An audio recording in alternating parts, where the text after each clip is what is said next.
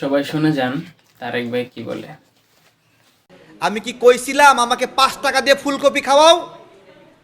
আমরা কি নাগরিকরা বলছি একটা ফুলকপি ফলাতে 12 টাকা 15 টাকা প্রয়োজন হয়? কৃষক কেন 5 টাকায় বিক্রি করতে বাধ্য হলো? ডক্টর ইউনূস কি করেছে এই বিষয়ে?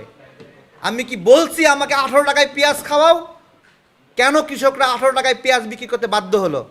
ডক্টর ইউনূস কি করেছে? এখন কেন 60 টাকা হলো? ডক্টর ইউনূস যখন 18 টাকা ছিল তখনও ব্যবস্থা নিতে পারেনি, এখন 60 টাকা হয়েছে তখনও ব্যবস্থা নিতে পারছে না, 100 টাকা হবে তখনও ব্যবস্থা নিতে পারবে না। ঝড়ে বগ মরে কবিরজের কেরামতি বাড়ে, ঝড়ে বগ মরছে কবিরজের কেরামতি বাড়ছে, এই হলো অবস্থা। আরে ভাই এসব কি বলেন? এই সরকার আপনার পছন্দ না সেটাই বললেন, হবে বা কিভাবে?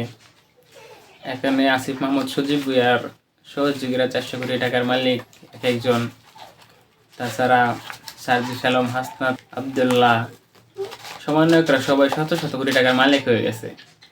এটা আপনার সহ্য হচ্ছে না, সেজন্য তারা যুদ্ধ করছে, সরকার পতন করছে। এসব টাকা তাদের জন্য হালাল, আপনার জন্য না। তো অযথা সরকারের লেজ ধরে টানাটুনি করেন না, তার চেয়ে বরং চুপ থাকেন, আগে পরে কিছু পাইবেন।